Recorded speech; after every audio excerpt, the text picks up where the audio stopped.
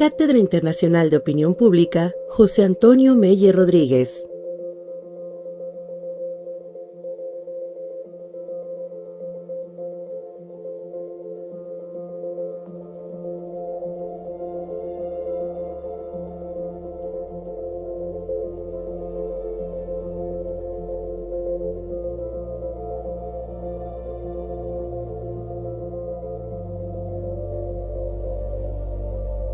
Conferencias magistrales.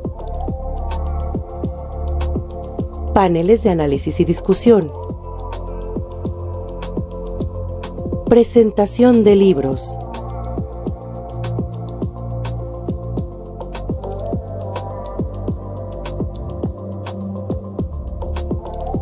Cátedra Internacional de Opinión Pública, José Antonio Meyer Rodríguez, presenta.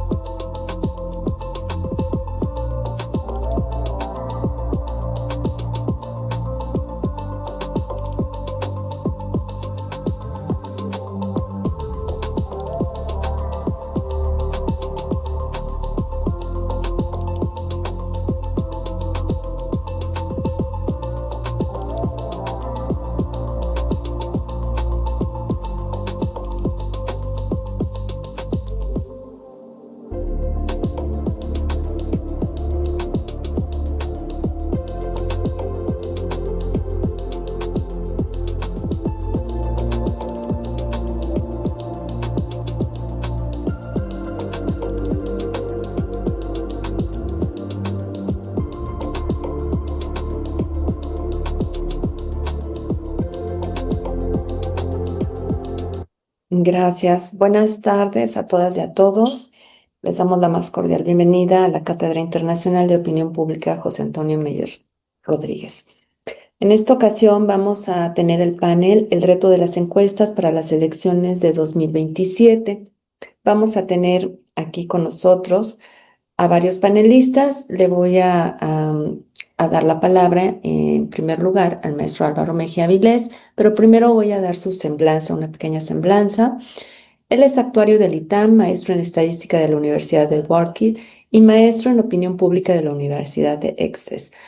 Su actividad profesional se ha desarrollado en Presidencia de la República, Secretaría de Gobernación y sector privado. Ha sido profesor de estadística en el ITAM y de opinión pública en la UP y en la Benemérita Universidad de Oaxaca.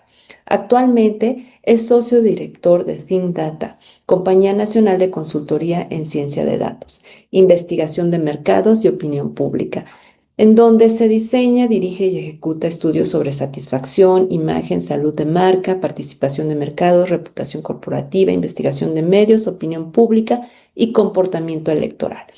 Entonces, en esta ocasión le cedo la palabra al maestro Álvaro Mejía. En esta primera ronda va a ser 10 minutos cada uno de los panelistas. Adelante, maestro Mejía.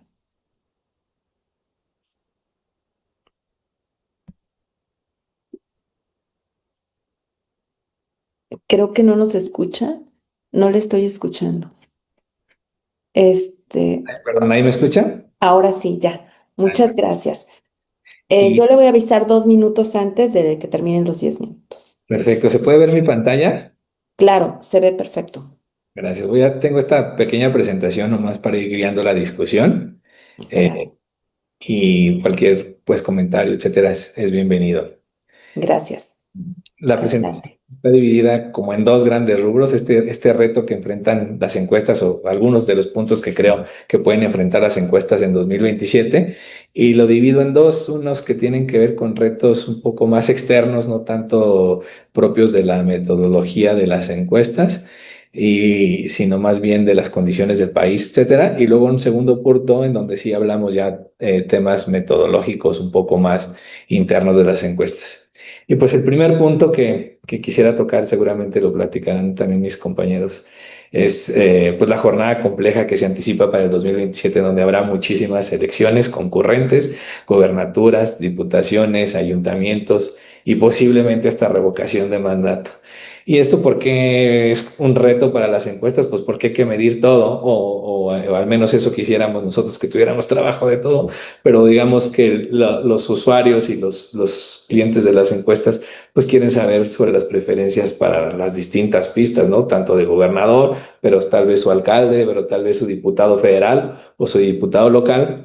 Y entonces eso pues es un reto metodológico porque hay que estirar presupuestos, diseñar muestras pues que nos alcance para dar estimaciones para todas las pistas, para todas las carreras. Los cuestionarios se hacen muy largos. Los equipos de campo también están comprometidos con distintos clientes. Hay, digamos, poca disponibilidad de, de gente para trabajar, etcétera. Es todo un reto tener tantas elecciones concurrentes, ¿no? Entonces, ahí podemos hablar un poco más de eso en el transcurso del panel. ¿Qué otros retos pueden también enfrentar las encuestas para el próximo año? Pues también hay una posible reforma electoral. Al día de hoy no sé en qué va, pero está por ahí, ¿no? Presente este tema de algún cambio en la legislación en donde pues se habla de financiamiento, en donde puede haber menos recursos para los partidos políticos. Eso implicaría también menos recursos para estudios de opinión, por ejemplo, ¿no? Hay también un tema que se habla ahí, circuló sobre regulación de inteligencia artificial para algunas cosas, pero no se habla en particular si también eso implicaría para algunas encuestas que también utilizan cada vez más estas herramientas, ¿no? Ahí también vamos a hablar un poco más de eso en la segunda intervención, en la segunda parte de la intervención. Y tal vez no se ha hablado en estos primeros intercambios sobre lo que se ha publicado de la nueva legislación sobre temas de crimen organizado, pero sabemos por experiencias pasadas que hay un factor importante que es algo que puede impactar mucho en las estimaciones de las encuestas, tanto por el trabajo de campo como en las respuestas de los encuestados, como en muchos aspectos que puede tener el tema del financiamiento también del crimen organizado, la intervención del crimen organizado en los comicios. Adicionalmente a estos, digamos, factores más que tienen que ver con el tema legislativo o estructural de cómo son los comicios, pues también tenemos otros temas que tienen que ver con los actores que usan o compran las encuestas, ¿no? Eh, Cada ciclo electoral tenemos este tipo de encuestas que se publican en donde realmente el interés de estas encuestas no es medir, estimar las preferencias electorales en los procesos electorales, sino más bien pretenden influir o construir narrativas en el electorado. Entonces eso también es un reto para nosotros porque pues confunde al elector, ¿no? ¿Qué tipo de encuestas estoy leyendo? ¿Realmente es una encuesta que me va a dar información útil sobre el proceso electoral o es un elemento más de propaganda o de publicidad de los distintos actores de la elección? Otro tema que también es importante es el tema de que varios partidos utilizan a las encuestas como herramienta para elegir a los candidatos. Entonces, esto es un reto también para el gremio porque nos convertimos en este doble instrumento. Por un lado, como árbitro para decidir quién podría ser el posible candidato de un partido, pero también por otro lado, pues es el mecanismo inicial de medir las preferencias electorales. Entonces, también hay precandidatos que quieren influir en la elección, en la designación de las distintas pistas o las distintas puestos de elección popular, pues también la difunden pensando que eso les puede beneficiar o no en el proceso interno de cada partido, ¿no? Entonces, es otro elemento que también nos une y entendemos que, claro, que por qué se hace, etcétera, ¿no? Es un tema que les puede ayudar a los partidos a solventar todo el tema de elecciones primarias y muchos otros elementos que están detrás de por qué se usan las encuestas para elegir candidatos. Y finalmente, pues esto es un reto, digamos, para las encuestas de atender todos estos requerimientos de información, pero también para el consumidor de ellas, ¿no? Para de atender que desconoce qué es lo que está leyendo, si es una encuesta de preelectoral que un candidato está utilizando para posicionarse, si es una encuesta que realmente quiere medir cómo está la preferencia electoral a tantos días de la elección, etcétera. No es tan claro porque, pues digamos, estamos compitiendo con muchas otras información que le llega a la mente de los encuestados sobre el día a día y mil cosas que traen en la cabeza, de repente pasa una encuesta por sus manos y pues no saben ni de qué se trata o cuál es el objetivo final de esa encuesta, quién la financia, etcétera. Mm, más retos externos, pues tenemos el reto de la seguridad. Ya lo mencionaba desde el punto de vista legislativo, pero digamos que en el punto de vista también de las condiciones actuales del país es un reto importante porque en primera, digamos, una fuente de error no muestral para las encuestas, en donde tenemos una falta de cobertura. Es decir, tenemos lugares del país en donde de plano no pueden encuestar los encuestadores. No es un problema de diseño que no estén contemplados en el ejercicio de muestreo, sino que no hay manera para llegar ahí con un equipo de encuestadores y contestar. Y eso es cuando estamos hablando de encuestas en campo, pero cuando estamos hablando de encuestas telefónicas, también hay lugares del país en donde por inseguridad las personas no contestan el teléfono de un teléfono desconocido, etcétera. El tema de inseguridad también se puede ver no solo en regiones impactadas por el crimen organizado, sino tal vez también más de seguridad pública en algunas zonas peligrosas de las ciudades o de algunas localidades en donde más delincuencia común que crimen organizado, pero también impiden el ejercicio demoscópico, ¿no? Entonces hay un tema importante ahí que nos puede derivar en errores no muestrales. También en tema económico, también en lugares socioeconómicos altos también es muy difícil encuestar, no solo el tema por inseguridad. Por ejemplo, les menciono un ejercicio que hicimos recientemente en Corregidora, en Querétaro, en donde enfrentamos 84 fraccionamientos con pluma, pues que es muy difícil el ejercicio de encuestar cara a cara, ¿no? Y pasar ahí que te den chance de encuestar, más, digamos, los factores económicos del país, en donde hay presupuestos recortados para la investigación, los clientes no tienen tanto dinero, piden tamaños de muestra más pequeños. Con todas estas pistas y elecciones que tenemos que encuestar, pues no hay tantos recursos también, ¿no? Entonces hay presión para métodos baratos. El tema político ya lo mencionaba un poco en el tema legislativo, pero también estar encuestando con donde hay cambios constantes en las reglas del juego es difícil. También en los actores, por ejemplo, en el INE, etcétera, puede cambiar en lo que hacemos normalmente con las encuestas en los procesos electorales.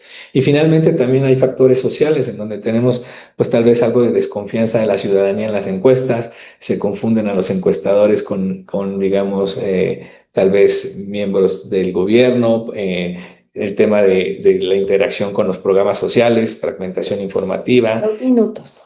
Entonces, digamos que todo esto son factores que pueden estar impactando en los retos para las encuestas.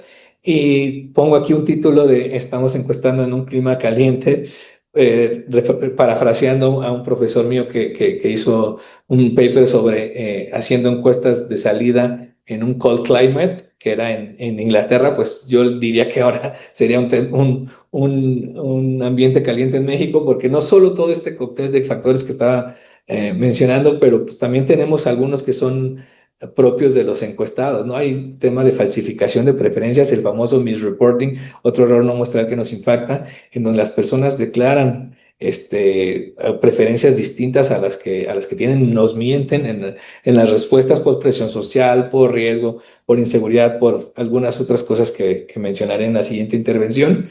Hay un tema también tal vez del proceso de democratización en el que está México, en donde tal vez haya una menos competencia entre los distintos partidos que en otras épocas, y entonces es difícil también encuestar ahí a un tema de mayoría silenciosa, que también ustedes seguramente conocerán desde hace mucho tiempo en las encuestas, en donde la mayoría tiende a callarse para no dar opiniones contrarias a lo que ellos perciben que es la opinión de la mayoría.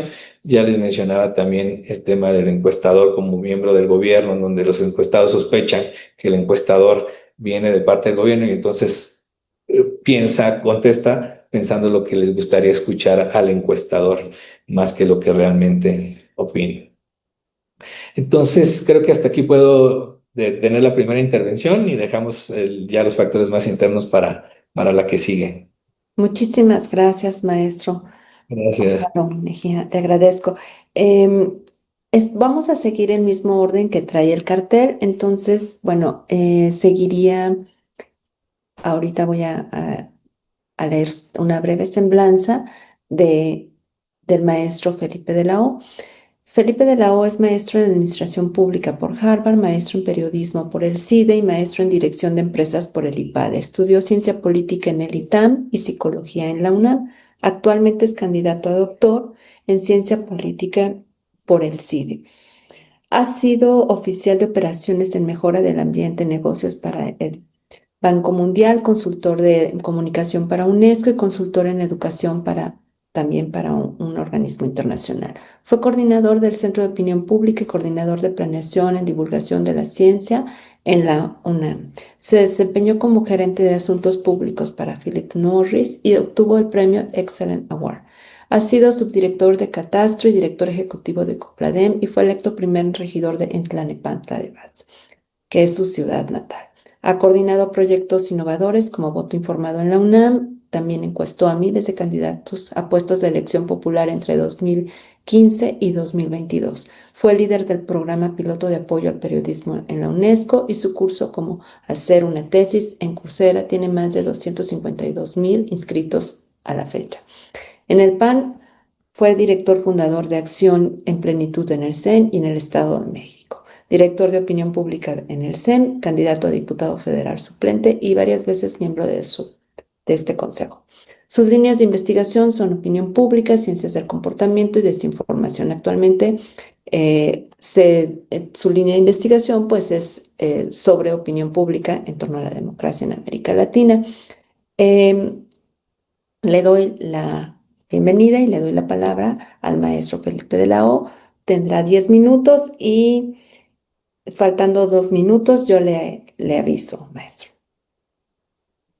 Claro, muchas gracias, Claudia. Estoy compartiendo la pantalla, quiero asumir y que me Sí, escuchan. Está perfecto. perfecto. Y te escuchamos. Sí, yo quiero resaltar, la verdad es que es un panel muy impresionante. Muchas gracias a la cátedra. Gracias, Claudia, por moderarnos. Gracias a los compañeros ponentes, sobre todo a Ricardo, un particular abrazo. Y continuando con lo que decía Álvaro, yo creo que el principal reto es la circunstancia en la que estamos. Como ustedes saben, en el estudio más reciente del BIDEM, México ya está catalogado como una autocracia electoral. Y uno de los elementos fundamentales de ese posible retroceso democrático es la desinformación que cunde. Y yo creo que las encuestas tuvieron un tiempo dorado, digamos, entre 99 y 2012, en donde los estudios con profesionales de altísimo nivel fueron referentes noticiosos, pero con el tiempo las encuestas y los estudios de opinión se han vuelto no solo instrumento de análisis, sino que se volvieron noticias y creo que peor aún, propaganda o elementos de discurso propagandístico. Y hay muchos estudios que muestran que las encuestas no influyen en la decisión del electorado, pero los candidatos sí buscan hacer un uso político de esas encuestas. Y lamentablemente creo yo en México, las encuestas se han centrado más en el quién gana o quién va a ganar y se le asigna muy equivocadamente, y eso, bueno, todo lo hemos platicado mucho en estos foros, un poder predictivo. Y esta urgencia por decir quién va a ganar o quién va a perder es el uso más común de las encuestas, pero también el peor uso posible que se le puede dar. Porque un buen estudio de opinión o una buena encuesta no solo te dice quién va a ganar con algún margen de error, sino que esencialmente te debe dar contexto para entender y tomar decisiones. ¿Sí? En ese sentido, digamos, el uso actual es que se utilizan para construir percepciones de ventaja y generar efectos de arrastre. Funcionan como un insumo estratégico y por eso mismo las encuestas públicas suelen, salvo contadas excepciones, cuando vienen respaldadas por empresas sólidas o medios de comunicación, cuando salen emitidas por los candidatos, se vuelven no solo de metodología cuestionable, sino también poco verificable, estas ideas a modo, ¿no? Entonces, estos usos, yo identifico, más allá de los retos metodológicos, que hay usuarios específicos de las encuestas, candidatos y partidos, medios de comunicación y público en general. ¿no? Como los usos correctos de los candidatos es para ajustar estrategia de campaña. Y yo siempre insistiría, yo no tengo encuestadora ni tengo interés aquí alguno en esto, es cuando un candidato utiliza una encuesta, que no piense en una encuesta, que piense al menos en tres, al inicio, en medio y al final, para poder hacer ajustes y que sea útil. Y nunca hacerla. Y yo suelo recomendar que un candidato no haga encuesta, no haga públicas sus encuestas, porque eso es su estrategia. No, los candidatos ajustan estrategias, miden competitividad, definen mensajes. Ese es el buen uso de un candidato. El mal uso es cuando manipula o difunde las encuestas para tratar de generar votos. No funciona. El mensaje que quisiera compartir al candidato: si tú vas abajo en una encuesta y dices que vas arriba y piensas que con eso vas a ganar voto, no vas a ganar ni un voto, no funciona. Los medios de comunicación buscan ganar nota y ahora cada vez más likes o volumen en redes sociales difundiendo encuestas. Hay un costo político por difundir encuestas malas y hay un costo todavía más grande mediático por difundir encuestas malas. Y para el público en general, la apuesta es a desarrollar habilidades de alfabetización mediática e informacional, porque las encuestas no cambian la percepción, pero sí dan mucha información cuando no solo es sobre el mecanismo de quién va a ganar, quién va a perder. Y en este sentido, cuando la encuesta se vuelve una nota, yo quiero resaltar este estudio reciente de Reuters que dice que cada vez nuestras fuentes de información son más por redes sociales y medios digitales. Sí, no solo los periódicos están en retroceso como fuente confiable, sino también la televisión y el radio. Y en ese sentido, las redes sociales tienen el gran reto, o quienes difundan, de generar confianza. Y la confianza en las noticias en general, en nuestro país, estos son los datos de Reuters para México, han bajado. Entonces debemos de incursionar en el estudio de las encuestas en un escenario de súper baja confianza y en un escenario además en donde las noticias falsas son comunes. Este es un estudio, esta gráfica es de un estudio que se hizo en la UNESCO sobre percepción de medios de comunicación, y hace unos años el 48% decía de los encuestados que han creído o han caído en alguna noticia falsa. Esa sin duda ha aumentado. Pero no solo son las noticias falsas, sino la apuesta de tener necesidades de capacidades de alfabetización mediática e informacional para poder hacer eso, porque yo lo que creo es que vamos a entrar en un escenario de riesgos informacionales para la democracia, que eso sí puede provocar un retroceso democrático. Y en ese sentido, el uso de las encuestas como noticias falsas o como instrumentos de desinformación masiva necesariamente va a generar agnogénesis o esta idea de provocar desinformación de forma intencionada. Y en este sentido, el mismo estudio de la UNESCO decía que a los mexicanos no les interesaban los hechos, solo creen lo que ellos quieren creer. Entonces, esta gran reto ahora del encuestador, creo yo, o de la persona que realiza encuestas, no es solo hacer buenas encuestas, sino difundir la credibilidad que pueda tener el estudio para no contribuir a la desinformación. Porque digamos, cuando la encuesta se vuelve noticia, en México, con una confianza cercana al 36% en las noticias, solo una tercera parte, cerca del 35%, recurre a fuentes de información para verificarla, lo cual significa que vamos a incursionar en un escenario de desinformación masiva en la difusión o en la elaboración o en el diseño de encuestas de opinión. Entonces, si la información es poder, el acceso a la información necesariamente es un empoderamiento cívico. Y para evitar la agnogénesis, que quiere decir este proceso de producción o generación deliberada de ignorancia, yo en los 2 minutos que me quedan quiero comentar que hay que tratar de que nuestras, digamos, buenas prácticas vayan enfocadas a eliminarnos eso de quién gana y dando más contextos, no realizarlo como un instrumento para generar sesgos de cobertura, para aplicar ponderaciones opacas o difundir o confundir con medición. Digamos, siempre podemos estar peor, ¿no? Y estas son, creo yo, las peores prácticas que puede haber en el uso de las encuestas. Convertir las encuestas en propaganda o disfrazada en evidencia, eso sí genera distorsión en la competencia. Priorizar predicción sobre comprensión, va a llevar a simplificar eh, o inhibir la deliberación informada. Difundir encuestas sin metodología, eso genera erosión de confianza pública. Uso de encuestas digitales no representativas, eso es lo peor que puede sucedernos como proyecto democrático, andar difundiendo encuestas hechas vía un portal que te diga que hace encuestas de voto, eso genera sesgos extremos, genera o utilizar manipulación de bots para utilizar eh, robots para hacer encuestas, hacer un uso irresponsable de agregadores. Muchas veces se pone de moda utilizar agregadores o promedio de encuestas. Y pues las encuestas no se pueden promediar, son momentos específicos, con metodologías específicas, y esa agregación de quién va a ganar genera otra vez distorsión y desinformación. Y el reto al que todos nos estamos enfrentando, más allá de la logística, es el uso de inteligencia artificial para generar datos, encuestas y desinformación. Este riesgo de saturación en encuestas contradictorias puede generar verdaderos riesgos de retroceso democrático y enturbiar el uso de encuestas, porque además van a estar centradas en las candidaturas de gobernador.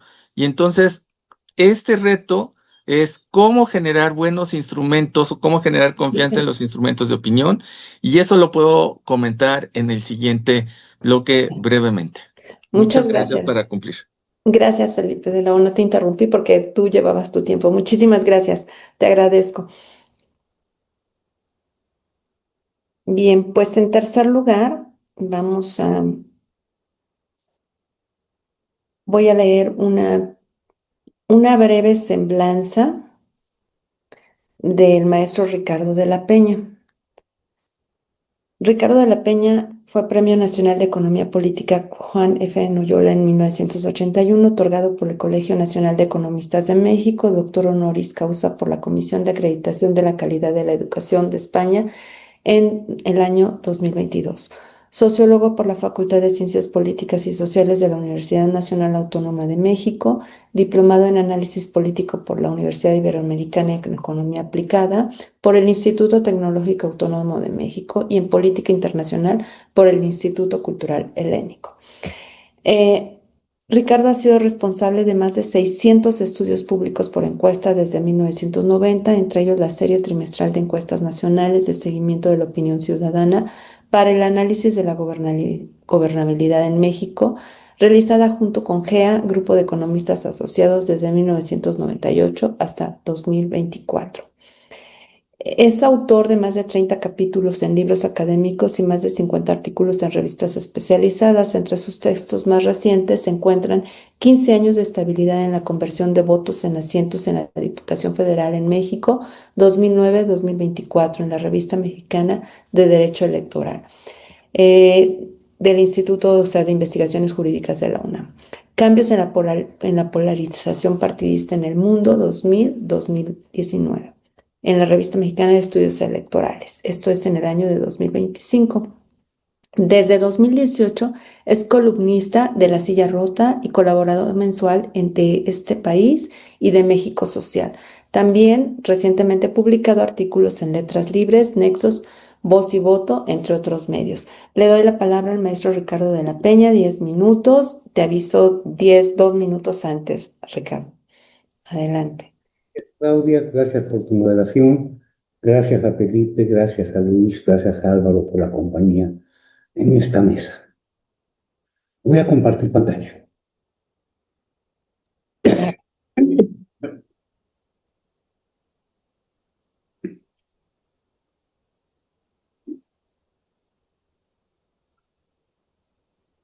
Sí se ve. Nada más si la haces Ya, en presentación. Gracias. Ya, perfecto. bien. Bueno, yo traigo algunas consideraciones sobre tecnología y metodología para las encuestas electorales. Creo que vamos en el mismo tenor todos. A ver, lo primero, hay 4 aspectos que debemos considerar sobre los cambios y permanencias en el marco en que se darán las encuestas para el periodo 2026-2027. Uno es la normatividad. Por lo que tenemos entendido, no habrá ningún cambio en la normatividad de las encuestas electorales, por lo que se continuará con las reglas que han regido ya durante prácticamente una década sin cambio mayor. Los cambios han sido adecuaciones muy secundarias, lo cual implica que hay un conjunto de normas que obligan a las casas encuestadoras a presentar sus resultados, entregar su base de datos y responder por los criterios que usaron para realizar las encuestas. Un segundo aspecto es el institucional. A pesar de que ha habido hasta ahora 2 tentativas, el plan A y el plan B, para modificar el marco institucional y previamente hubo otros intentos, no hay cambios mayores en el marco institucional con el que van a regirse las encuestas. De hecho, los cambios que se están dando son cambios que ya estaban programados, como el cambio de algunos consejeros electorales, de manera tal que será más factible una mayoría para el partido gobernante, dado el nuevo perfil de consejeros que podemos tener. Donde sí hay cambios es en aspectos metodológicos y tecnológicos. En aspectos de metodología, lo fundamental son los cambios en las condiciones en que pueden realizarse encuestas presenciales y telefónicas, presenciales por los problemas que ya se mencionaron de seguridad y de acceso, y telefónicas por el aumento creciente de la cobertura de la telefonía. Y finalmente, un aspecto que no se ha cambiado mayormente y que debía cambiarse es el conjunto de mediciones que se pretenden hacer por vía de Internet, que se realizan por redes sociales y no mediante paneles, lo cual les resta mucha credibilidad y alcance. Debo ahorita, o más adelante voy a mencionarlo, sumar nuevas herramientas que pueden agregarse al conjunto de instrumentos para poder medir las preferencias y cómo ello está ahorita por lo pronto alejado de la normatividad. Esto incide también en cuestiones metodológicas que tocaremos en un momento. ¿Qué se va a competir? En 2027 tenemos 5 posibles paquetes, tal vez 4, de contiendas que serán medidas a través de encuesta. Con seguimiento regular, con seguimiento intenso, va a haber 2 paquetes. El reparto potencial de voto y eventualmente estimaciones de asientos para diputaciones federales, muy similar a lo que ocurrió ya en 2009, 2012, 2015, 2018, 2021, 2024. Y 17 gubernaturas, una enorme cantidad de gubernaturas que estarán siendo seguidas regularmente y desde muy adelantado para dar cuenta de cómo van las preferencias. Algo que no está claro todavía es qué va a ocurrir con la revocación de mandato. Si se va a incorporar al conjunto de procesos electorales que tendrán lugar en 2027 o se mandará a 2028. Hay asegúnes para cada cosa. Desde luego, la estructuración de las casillas electorales y la forma de organización de las elecciones judiciales es menos consecuente con la lógica de la revocación de mandato. Y además, la revocación de mandato pudiera requerir un nivel de participación para hacerlo vinculatorio que solo se alcanzaría en el caso de pensar que se conjuntara con las elecciones de carácter legislativo. Ahora bien, hay otros 2 paquetes, municipios y alcaldías y diputaciones locales. Estos veremos cientos de encuestas. No miento si quiero pensar en que puedan alcanzar las 1000 o más, pero difícilmente tendrán una contiguidad y continuidad tal que permita construcción de series comparativas entre diversas casas encuestadoras para diversos municipios, diversas alcaldías, diversos estados en que se disputen diputaciones locales. Tendremos series muy incompletas, muy casuísticas que hagan difícil poder dar un seguimiento puntual de cómo van variando las preferencias. Y comento por demás que voy a usar estimadores de inexactitud que no corresponden a los tradicionales. Normalmente se toman los estimadores de Mosteller, el M5 y el M3, con la cuestión de que el M5 solo incluye a dos partidos políticos, no más, y que en estas elecciones tendremos 6 o hasta 9 partidos políticos, 10 tal vez, y que el M3 depende mucho de la cantidad de contendientes que se consideran para estimar un límite superior al medidor. Frente a ello, planteamos el recurso a la distancia de Minkowski, que sí permiten un tratamiento como porcentajes de las relaciones.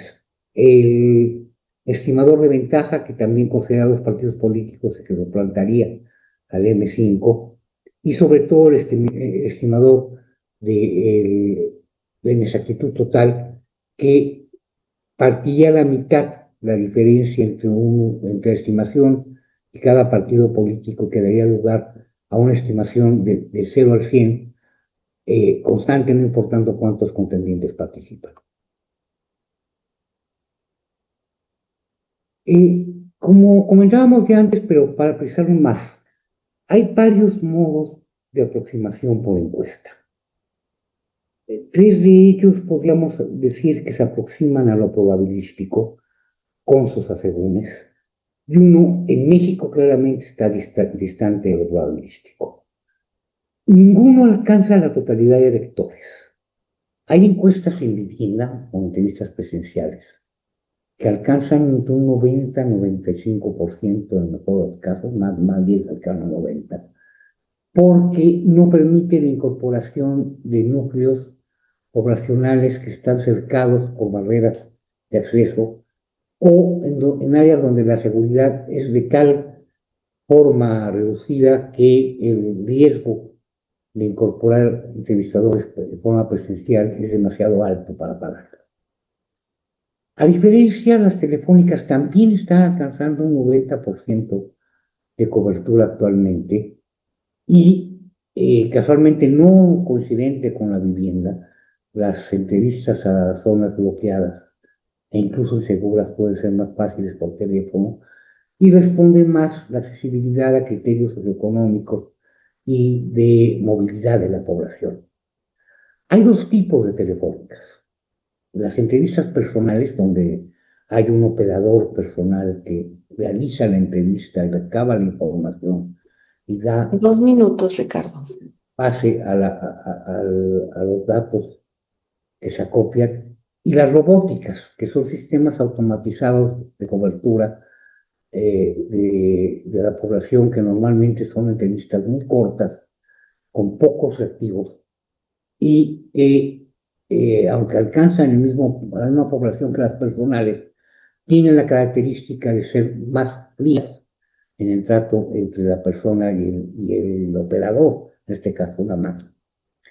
Añadimos Internet, pero realmente esas encuestas no constituyen sondeos de calidad probada, por el contrario, son muy cuestionables. Ya para cerrar esta parte, mencionaría que algo que se va a agregar en 2027 muy factiblemente, no sabemos con qué magnitud, en qué forma, en qué orden y con qué características, es la realización de simulación.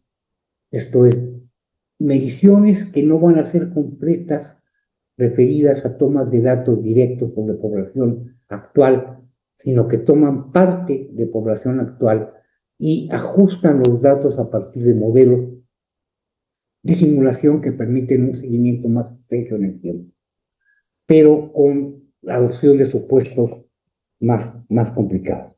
Si quieren, continúo en la siguiente parte. Muchas gracias, Ricardo de la Peña.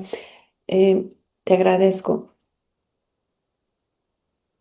Bueno, Ahora vamos a continuar con el doctor Luis Herrero Corona. Voy a leer una breve semblanza de él. El doctor Herrero Corona cuenta con más de 25 años de experiencia en la industria. Su trayectoria abarca desde la consultoría política hasta la investigación de mercados para empresas globales del sector salud. El doctor Herrero Corona es doctor en Comunicación y Mercadotecnia Estratégica por la Universidad de Anáhuac, México, donde obtuvo mención honorífica por su tesis sobre metodologías de medición de opinión pública. También cuenta con una maestría de Administración de Empresas por la Universidad de Texas en Austin. Ha liderado proyectos innovadores en el análisis de datos, desarrollado metodologías que han transformado la manera en que se mide la efectividad de las políticas públicas y se interpretan las tendencias del mercado. Su experiencia abarca desde el diseño de encuestas complejas hasta la implementación de técnicas avanzadas de análisis multivariado y modelado predictivo. Es líder reconocido en su campo, siendo el actual representante nacional de México ante la Asociación Mundial para la Investigación de la Opinión Pública, WIPO, y es coordinador del Comité de Opinión Pública de la MAI. También fue representante exclusivo para México de la Asociación Internacional CALO. Su enfoque en la integración de métodos cuantitativos y cualitativos, junto con su experiencia en la aplicación de tecnologías emergentes en la investigación, lo posicionan como referente en la evolución de las metodologías de investigación de mercados y opinión pública. Pues te doy la palabra, Luis Herrero. Tienes 10 minutos. Te aviso 2 minutos antes en esta primera ronda. Claro que sí, muchas gracias, Claudia.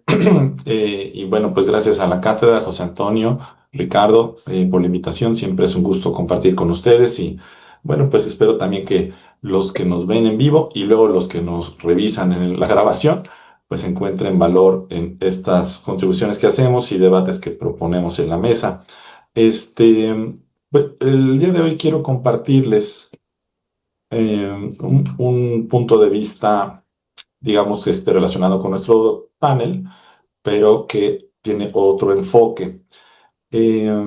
Digamos que quiero meter el tema de la inteligencia artificial a nuestra mesa, sobre todo el tema de las actitudes que tenemos en México hacia la inteligencia artificial y cómo esto constituye un reto para nuestras encuestas. Y bueno, pues en el 2027 yo creo que la inteligencia artificial va a estar presente en temas de generación de contenido político, en temas de difundir información y desinformación, como ya señaló bien nuestros demás colegas, y pues como temas de campaña, o sea, habrá quien lo agarre como una bandera también para avanzar lo que están proponiendo. No he encontrado mucha información al respecto de qué piensan los mexicanos en torno a la inteligencia artificial actualmente. Entonces, bueno, pues hicimos una encuesta nacional para, entre otros temas, también conocer las actitudes que se tienen hacia la inteligencia artificial en México. Es una encuesta en línea, no es probabilística como tal, pero es a nivel nacional, es este panel más bien cuidado propio y bueno, pues se hizo una ponderación posterior por edad, género, ingreso y también por región. Y lo que encontramos es que sobre todo la parte en la que le preguntamos a la gente si está dispuesta a tener un gobierno en donde se tomen las decisiones basadas en inteligencia artificial, encontramos un rechazo absoluto, ¿no? Es decir, las personas actualmente, cuando les preguntas qué tan bueno o qué tan malo sería cada una de estas formas de gobierno, pues sí, un poquito más de la mitad de ellos se inclinan por tener un gobierno de forma democrática, pero el resto no le da, digamos, a la inteligencia artificial. Al revés, eh, piensan en opciones que son incluso más autoritarias, tradicionales, antes que decisiones como basadas en inteligencia artificial. Este, y hay un consenso en algo, o sea, sí están de acuerdo en que la inteligencia artificial tiene que ser regulada por el gobierno. Eh, no necesariamente saben qué tipo de regulación. Esta opinión es del 85% de los encuestados y no cambia por género, no cambia por edad, no hay tampoco una gran variación por ingreso, por nivel educativo. Es decir, todas estas variables demográficas, como solemos utilizarlas como puntos de corte, no nos ayudan a explicar la diferencia que existe en querer que se regule. Entonces es algo que es transversal, no es de un grupo específico y al revés, no divide al electorado, sino que lo une. Sí, sí hay un consenso muy fuerte respecto a que deba ser regulada. Entonces, cuando indagamos un poco acerca de la confianza en contenido, también Felipe de la Hoya nos hizo favor de compartir algo de información que nos da luz en este sentido también, y vemos que el balance que tiene de confianza la población en cada una de las fuentes de información, pues va cambiando desde el círculo más cercano, que son la familia y amigos, en donde se les tiene mayor confianza, hasta incluso el contenido generado por inteligencia artificial, es decir, ya adoptó una connotación negativa. El balance es el único de estas fuentes que es el neto es negativo, por lo que, pues, si un partido lo toma como una estrategia y piensan que pueden empezar a generar contenido con inteligencia artificial para su campaña, o lo utiliza como a favor de un pronunciamiento político y el público lo detecta, entonces podría haber un efecto contraproducente. Es decir, en vez de persuadir, si empiezan a asociar que este partido está utilizando inteligencia artificial para generar contenido, podría ocasionar un rechazo, porque viene de esta fuente que ya la gente tiene una desconfianza nada más como de postura o de origen. Pero vemos que entonces hay dos posiciones que no son nada más una sola actitud. Están la posición que tiene que ver con una actitud de cautela, es decir, estoy preocupado que la inteligencia artificial me quite el trabajo y además pues quisiera que hubiera una regulación por parte del gobierno. Y esto sí encontramos algo de relación con los cortes de ingreso. En el ingreso de menor monto es donde puede haber mayor predicción en esta actitud, y también con las mujeres tienden a tener un poco más esta actitud de cautela. Y luego está la otra actitud que podría ser más abierta, en donde se confía en la información que genera, donde aceptaría incluso algunas decisiones que tomaran por parte del gobierno con inteligencia artificial. Entonces, esto funciona pues con una actitud que podría dar la puerta a la aceptación política. Pero aquí no hay una relación con algún predictor demográfico, no se encontró una relación significativa. Y lo que sucede aquí es que una cosa no implica la otra, ¿sí? Intuitivamente uno pensaría que las actitudes van en paquete, que quien le tiene miedo a la inteligencia artificial, entonces la quiere regular y desconfía del contenido y rechaza que nos gobierne. Pero no es así. Hay gente que pide regulación y al mismo tiempo confía en el contenido que se genera con inteligencia artificial. Y hay gente que no le preocupa, por ejemplo, el empleo, pero tampoco confía en el contenido de inteligencia artificial. Entonces, saber qué piensa alguien sobre regulación no te dice nada sobre si va a aceptar ser gobernado por inteligencia. Es como si se midieran las actitudes, por ejemplo, hacia la exportación o el comercio internacional, con una sola pregunta de ¿estás a favor o en contra del comercio internacional? Bueno, pues alguien puede estar a favor del libre comercio, pero sí querer que haya aranceles en algún sector. Y esto es un poco la analogía con la inteligencia artificial. Hay una actitud de cautela y apertura que coexiste sin necesariamente ser una contradicción. ¿Y esto qué implica entonces para las encuestas en el 2027? Bueno, pues que vamos a tener que medir, sobre todo en la medida que vaya adaptándose a estas actitudes, instrumentos y tecnología de inteligencia artificial en las campañas. Vamos a requerir medir las actitudes, pero no lo podemos medir en una sola dimensión. ¿Está usted a favor o está usted en contra?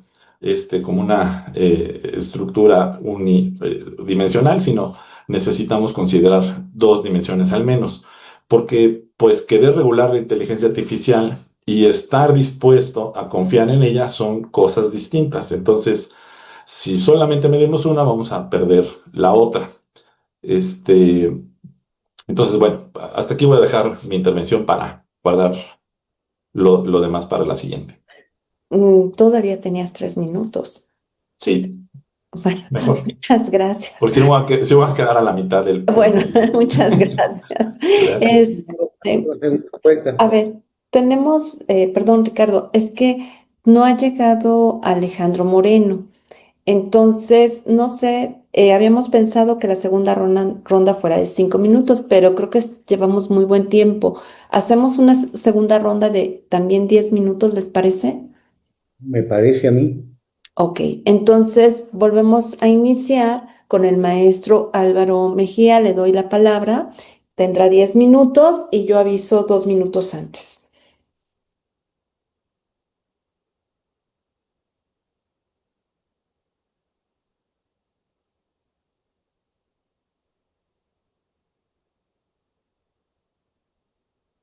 No lo escuchamos, maestro Álvaro Mejía. Sí vemos la presentación, pero no lo estamos escuchando. Perdón, puse Ya. el...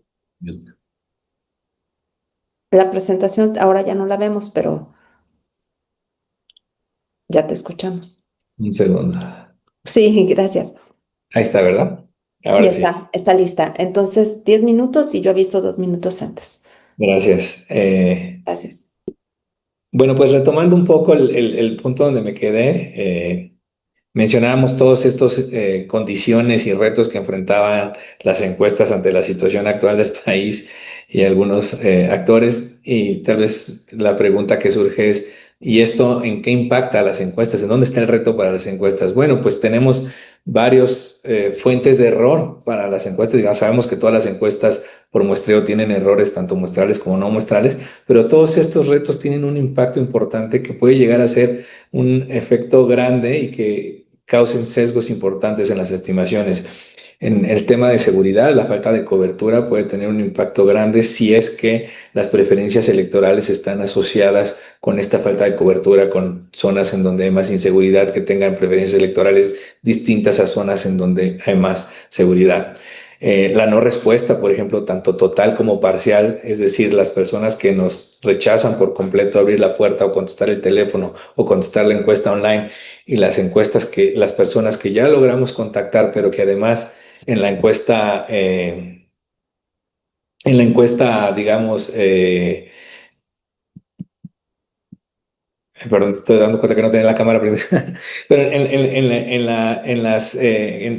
las que nos rechazan contestar la puerta, o los que nos rechazan contestar el teléfono, las encuestas online, pues pueden tener también preferencias diferentes a los que sí nos contestan, ¿no? Y este efecto no se reduce nomás, por ejemplo, aumentando el tamaño de muestra. Si hay un efecto en donde sí hay una asociación con las preferencias electorales, se acumula y es sistemático y te causa más sesgo en las estimaciones.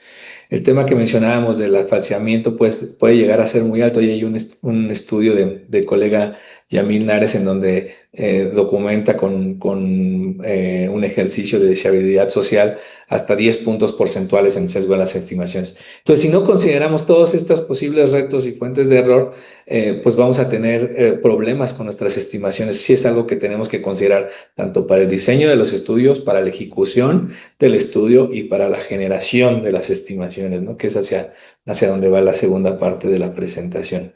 Y finalmente, hay también una presión del mercado en donde nuestros clientes nos piden encuestas buenas, bonitas, rápidas y baratas, con tamaños de muestra cada vez más pequeños, pero donde tenemos que estimar pues distintas fuentes, elecciones, como lo mencionaba en la primera slide, con desagregaciones como las que muestra Luis por género, por edad, por el diputado, por el gobernador, por alcalde, etcétera. Entonces es difícil, ¿no? Tener todos estos 4 factores al mismo tiempo.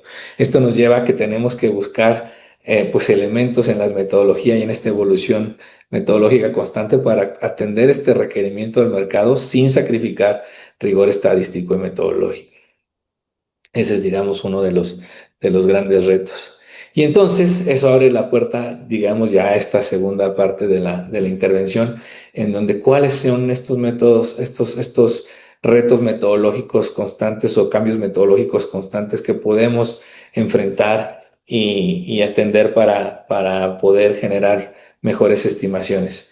Y aquí los menciono como evolución metodológica constante, pero también entra lo que mencionaba Ricardo, es metodológica y tecnológica constante, y los tengo agrupados en estos 3 puntos y en un par más que están en los siguientes slides. Entonces, ¿qué está pasando? Digamos, aparte de todos estos factores exógenos, ¿qué está pasando en la industria de la investigación social cuantitativa, de las encuestas de opinión pública o de comportamiento electoral? Pues tenemos toda esta rama de la literatura y de la investigación de muestreos probabilísticos y no probabilísticos, en donde estamos tal vez en una nueva era de generación de encuestas en donde pasamos a encuestas pues digitales, online, que se utilizan muchísimo para investigación de mercados, pero también cada vez más en México y en otros lugares del mundo para generar estimaciones de opinión pública y en donde vienen de muestreos no probabilísticos, ¿no? Entonces, hay nuevas metodologías y líneas de investigación, no tanto para ver si se utilizan o no, sino cómo utilizarlos, cómo combinarlos, cómo corregir las posibles sesgos de estimación por muestreos no probabilísticos, etcétera. Entonces hay toda una línea de investigación muy amplia y profunda de cómo empezar pues a montarnos en este cambio también, digamos, tecnológico, metodológico. Y esto está ligado con los métodos de recolección, ya no tanto con el método de muestreo, sino con el método de recolección de datos, en donde tenemos en México todavía muchas encuestas cara a cara y telefónicas, también en línea y robots, y en donde ya también estos nuevos métodos metodológicos de estimación, pues nos invitan a probar métodos de recolección mixtos, en donde combinamos cara a cara con telefónica, cara a cara con línea, telefónica con línea con, etcétera, ¿no? Entonces, esta combinación de métodos de recolección también implica cambios metodológicos importantes, pues en el diseño de la muestra y en los métodos de estimación, si se van a aplicar modelos, si se van a montar métodos de postestratificación, estimaciones en áreas pequeñas, etcétera. Otro punto importante, digamos, de los estudios recientes tiene que ver con la combinación de los datos por muestreo con otros datos de comportamiento. Ya no vienen de encuestas, sino son datos duros observados que se generan por distintas fuentes de información. Entonces, también hay muchos estudios en donde se está tratando de ver cuál es la mejor manera de combinar estos datos duros con datos de opinión pública.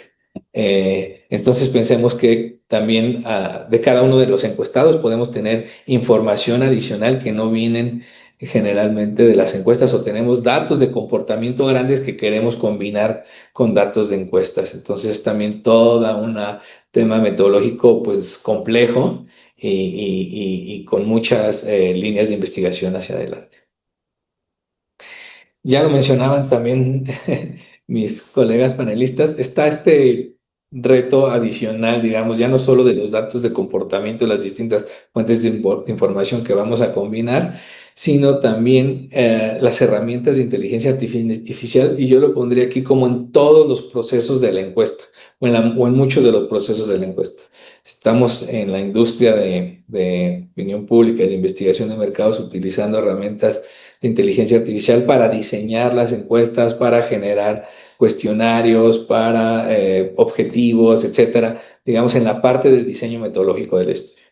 También están herramientas para la recolección de los datos en chatbots, en detección de fraudes, en optimización del trabajo de campo o en la generación de datos sintéticos que ya también adelantaba Ricardo. Entonces hay toda una, digamos, una parte del proceso de la encuesta que está adaptando estas nuevas tecnologías. Está el tema también, por supuesto, de los modelos en la estimación, en la generación de estimaciones de los resultados, es decir, ya que tenemos la base de datos y los resultados de nuestros estudios, utilizar las herramientas de inteligencia artificial para generar las estimaciones. Y finalmente en la difusión también para generar pues visualizaciones más inteligentes o en tiempo real o con algunas otras cosas. Entonces hay también una rama ahí importante de 2 minutos, maestro. utilizar. Eh, Y finalmente, para esta intervención, todo esto nos invita a pensar en un enfoque de error total en las encuestas. Es decir, como ven tantas fuentes de información, con tantos cambios metodológicos, con tantas herramientas a nuestra disposición, pues ya no podemos pensar en las estimaciones como el más o menos 3% de error, que es el error muestral teórico generado en las estimaciones. No, más bien tenemos que contemplar todas las fuentes de error para diseñar mejores estudios. Y hasta ahí voy a detenerme para justo no interrumpir la idea en la siguiente intervención. Muchas gracias. Le falta casi minuto y medio. Muchas gracias, maestra. Ya. Gracias. Bueno, le daré la palabra a Ricardo de la Peña, pero antes le dejo de tarea a Luis Herrero lo que le preguntaba Ricardo de la Peña en el chat de te preguntó sobre cuál fue el método de la encuesta en línea, para que también los que están escuchándonos a través, digamos, de la transmisión, pues tengan la información, para que cuando le toque el turno a Luis Herrero nos diga esto, nos dé la respuesta. Muchas gracias. Ricardo de la Peña, te doy la palabra 10 minutos, te aviso 2 minutos antes. Gracias, vuelvo a compartir pantalla. Gracias. Sí, sí se ve, ya. Déjame magnificar.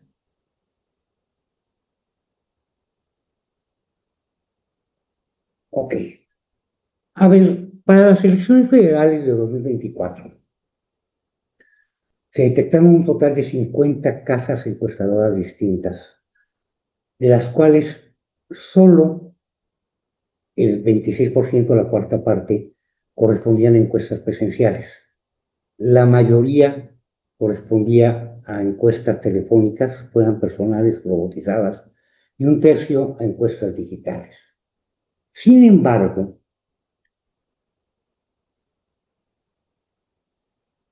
perdón, creo que me salí, ¿verdad? Sí, ya te escuchamos, te dejamos de oír en un momento. A ver, Te vuelvo a poner. escuchamos. Escuchan, pero no ven, ¿verdad? Sí vemos, sí vemos. ¿Sí ven? Ok. Bueno, de las encuestas totales digitales fueron 27%, Mm. perdón, que se me va a mí a compartir.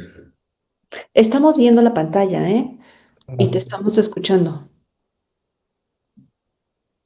Déjame ver, es que yo no veo mi pantalla. Tenemos en la pantalla una diapositiva que dice Federales 2024 Sí, y, la veo, ya. ¿ok? Sí. Y como vemos, la mayor parte, la mitad prácticamente fueron telefónicas robotizadas. Ujú. Cuando vemos el error que se observó, ahora tomando estas métricas de Minkowski, para hacerlos comparables perfectamente con otros procesos electorales, encontramos que el menor nivel de error total, e incluso para la ventaja, se verificó nuevamente para las encuestas CAPI, para las encuestas presenciales personales, y ahora prácticamente todas, en todas, asistidas por computadora. Y en segundo lugar, a las personales telefónicas.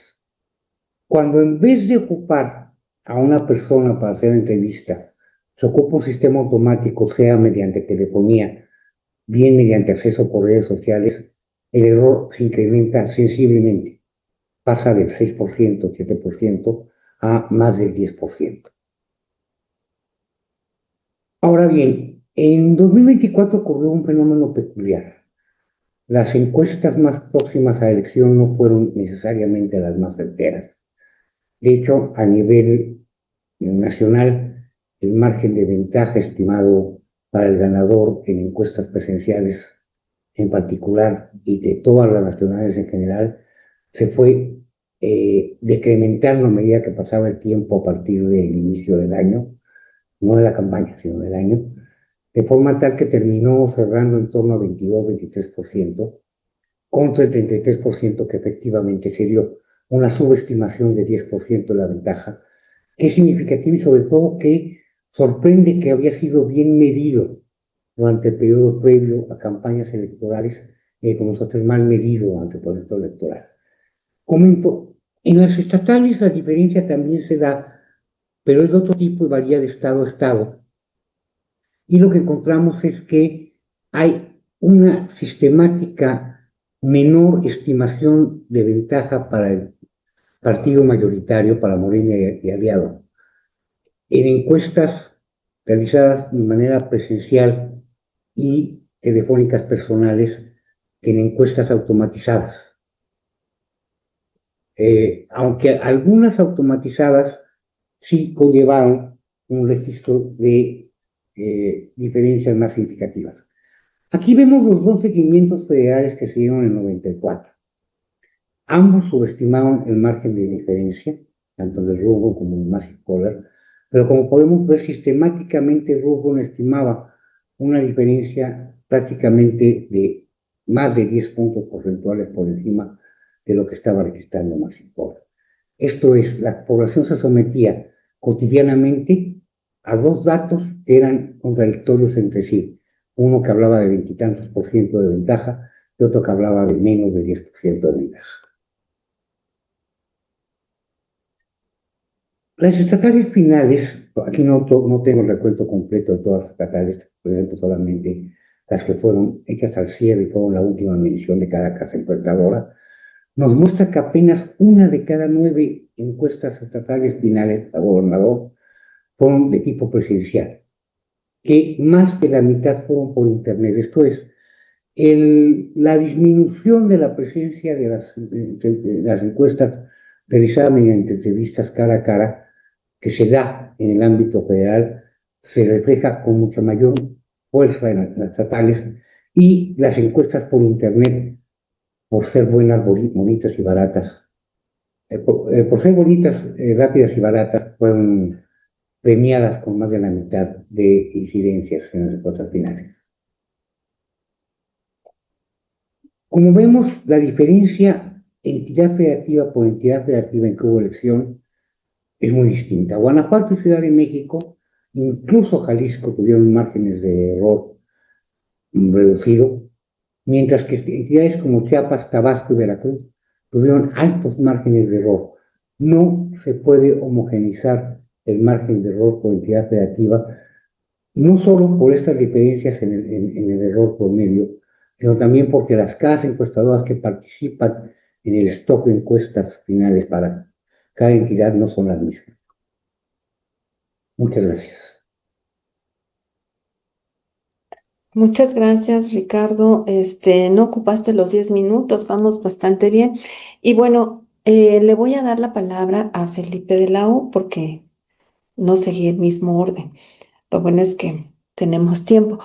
Pero además creo que esto que acaba de exponer Ricardo me parece que yo creo que tiene como una relación con lo que planteó en su primera intervención el maestro Felipe de la O, con la cuestión esta que tiene que ver, que mencionó de que en México ya se está catalogando, clasificando como una autocracia electoral, y a mí me parece que con lo que hemos estado platicando en este panel con respecto de esta mayoría silenciosa o que o algunos autores como Noel llaman la espiral del silencio, no sé, creo que hay muchas cosas aquí que nos llevan a pensar muchísimo más, ¿no? Con respecto al tema.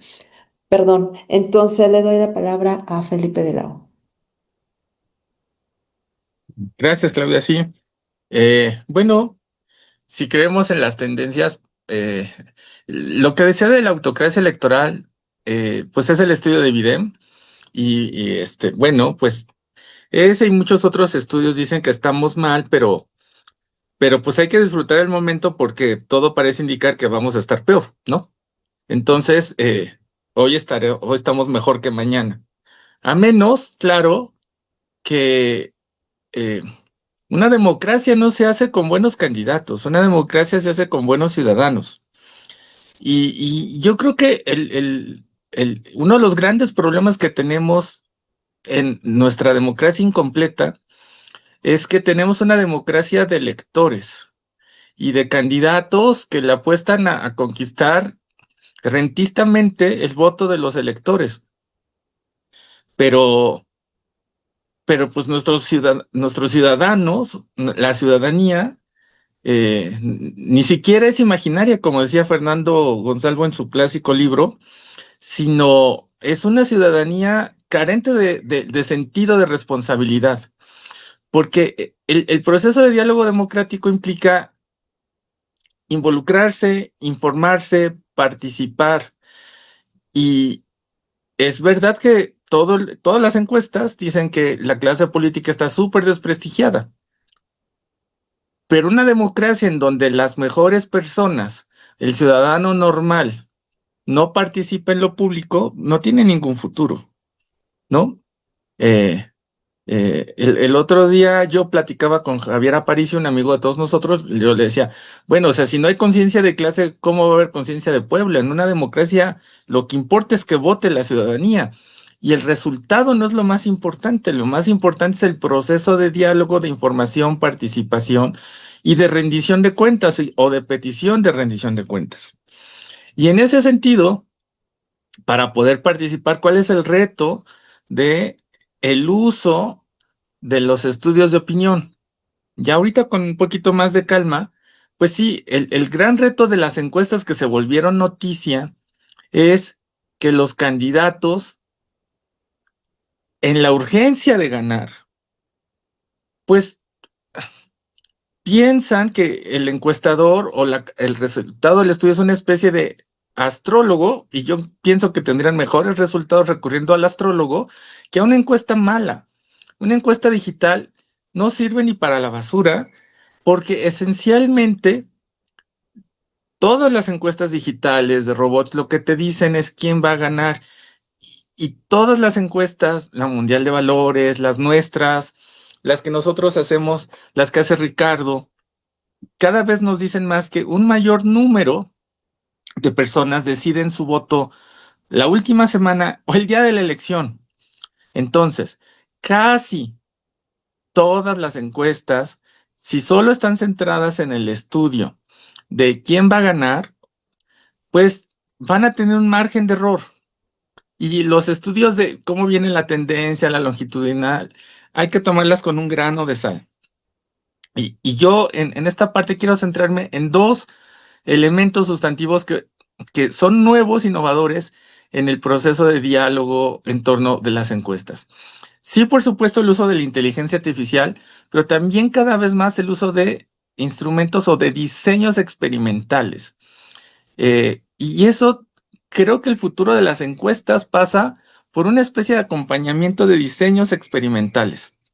Entonces, en el primer bloque, sí hay estos riesgos de la inteligencia artificial durante los procesos electorales enfocados al uso de encuestas.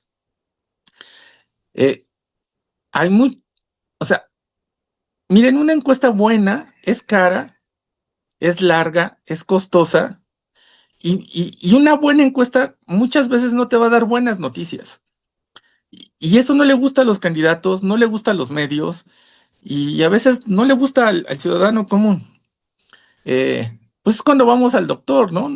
A nadie nos gusta decir, o ir al doctor para que nos digan, estás gordo y tienes el colesterol alto, aunque eso solo hay que vernos en el espejo. El uso de la inteligencia artificial tiene el gran riesgo de el uso de cuestionarios, ya lo dijo Álvaro, de bots, pero sobre todo de distorsión de la generación del diálogo público. Si los medios empiezan a utilizar o a darle credibilidad a esos medios, entonces hay un daño a la democracia. Que un candidato utilice una encuesta digital para autoengañarse, pues el riesgo es de él. Pero cuando un medio empieza a utilizar encuestas digitales o simulaciones o predicciones, entonces está fallándole no solo a su audiencia, sino le está fallando a México porque está contribuyendo a la desinformación. Hay dos tipos de candidatos, el que compite para ganar y el que compite para existir y eventualmente pues acceder a algún tipo de representación proporcional.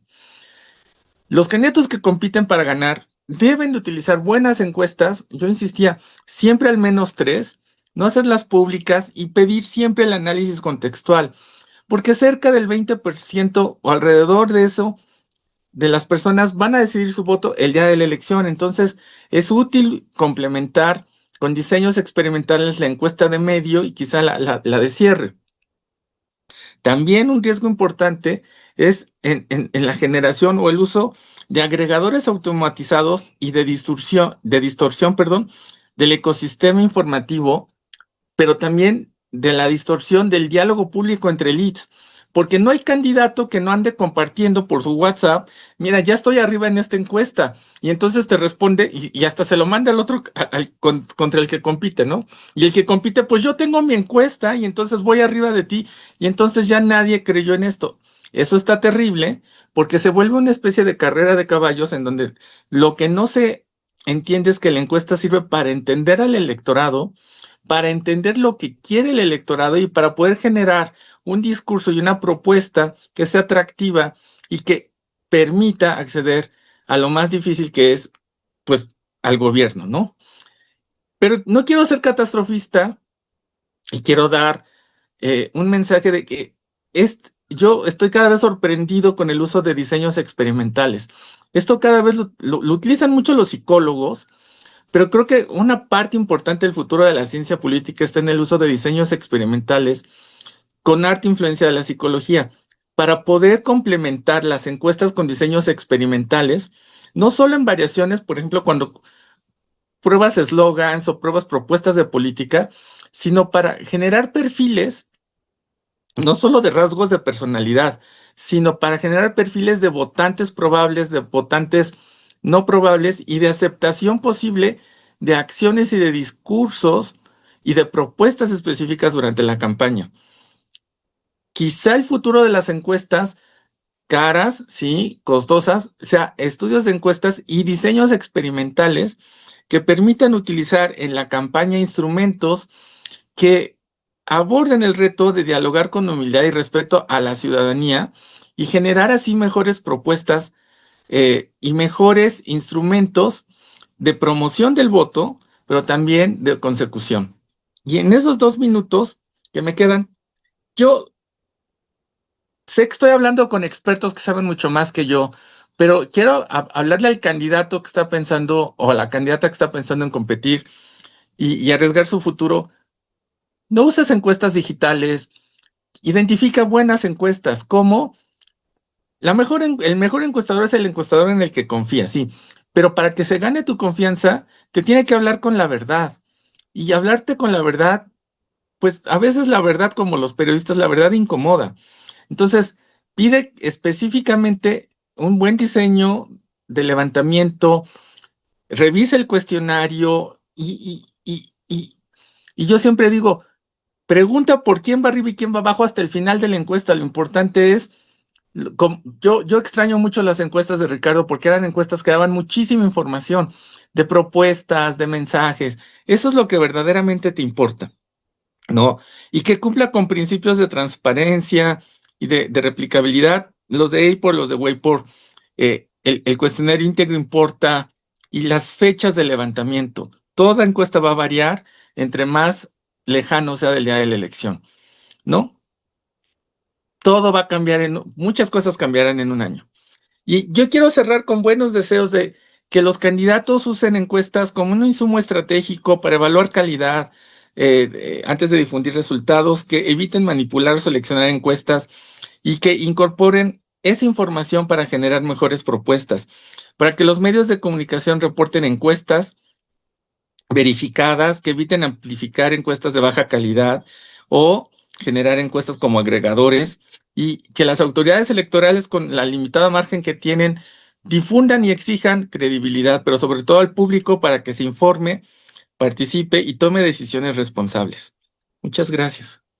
Muchas gracias, Felipe, te agradezco porque llevas tu tiempo también. Bueno, le damos la palabra a Luis Herrero, 10 minutos. De acuerdo, gracias Claudia. Pues comienzo respondiendo la pregunta que me plantean. Voy a compartir aquí. La encuesta que me refería yo de encuesta en línea, de la cual estoy presentando algunas reflexiones, estuvo realizada en noviembre del 2025, fue a un panel propietario a nivel nacional con cuotas de género y edad y se realizó en un total de 1000 casos. Entonces, como mencioné, es completamente no probabilístico y en realidad no pretende inferir resultados hacia la población. Pero me da algunas líneas de reflexión y argumentativas que nos sirven para tomar en cuenta para el diseño de encuestas hacia el 2027. Entonces nos habíamos mencionado que, bueno, no está fácil medir las actitudes que tiene la población hacia la inteligencia artificial y por lo tanto, en cuanto se vuelva un tema de conversación en las campañas, debería de tomar en cuenta en la forma en la que las encuestas van a estarlo midiendo. En algunas participaciones pasadas en esta misma cátedra he compartido algunas ideas relacionadas con cómo seleccionar la técnica adecuada de medición de opinión pública en un estudio. Y pues todo depende primero en lo que la misma APOR, Asociación Americana de Investigación de Opinión Pública, define como el término fit for purpose, que significa pues el tipo de encuesta. Si es una encuesta analítica o es una encuesta descriptiva, en donde la división básica en estos dos términos es que la analítica más bien está buscando relaciones de causalidad, relaciones entre variables, y la descriptiva está realmente buscando hacer a partir de pues, una técnica cuantitativa, pues, una inferencia hacia la población. Y entonces ahí cambia todo, porque entonces, incluso si se trata de un tema, por ejemplo, de opinión pública, pues ciertos métodos son mucho más certeros y reflejan mejor el resultado que si es, por ejemplo, un estudio que tenga que ver con temas de mercadotecnia o de todo lo relacionado con investigación de mercados como tal. Después viene, por supuesto, nuestro Total Survey Error en los aspectos de representatividad, tipo de muestreo, unidad de muestreo. Y al final, pues como mencionaba Álvaro, pues la disponibilidad de recursos y tiempo con los que necesitamos la información, además de factores externos que nos condicionan pues el buen deseo y la realidad, ¿no? Que es, bueno, pues sí, idealmente quisiera esto, pero las condiciones de seguridad no me lo permiten, o no puedo acceder a esta población, a esta colonia que está cerrada, o es privada, o es residencial, o las condiciones sanitarias, nos pasó en la pandemia, no podíamos hacer muchas técnicas distintas, y la misma barrera de la espiral del silencio del tema que estemos queriendo medir. Esto pues nos va a orientar hacia pues cuáles son idealmente las técnicas y cuáles son las que tenemos disponibilidad de realizar.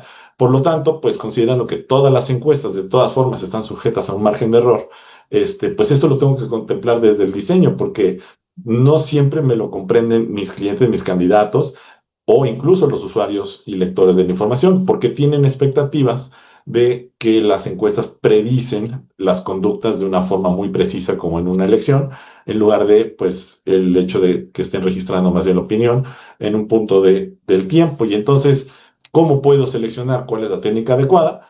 Pues con los factores que acabamos de discutir, comenzando con eso, ¿no? El fit for purpose, los factores de medición y de representatividad, y las condiciones físicas en sí, ¿no? Con el elemento de la espiral del silencio como fenómeno de distorsión. Recursos y tiempo, pues nunca están de más, ¿verdad?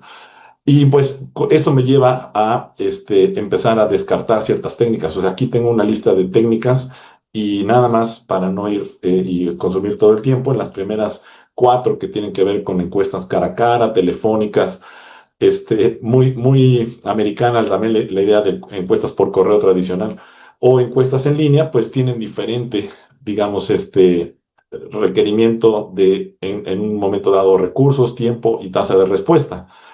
Una encuesta en línea no requiere muchos recursos ni mucho tiempo y su tasa de respuesta tampoco es que sea muy alta. Pero las telefónicas pues tienen todavía menos tasa de respuesta esperada. En cuanto a las encuestas, por ejemplo, descriptivas, pues son muy poco apropiadas para hacerlas en línea y mucho mejor cuando es cara a cara o incluso en algunos casos también telefónica. Es decir, cada una de estas técnicas va a tener cuestiones a favor y cuestiones en contra estos factores que estamos revisando.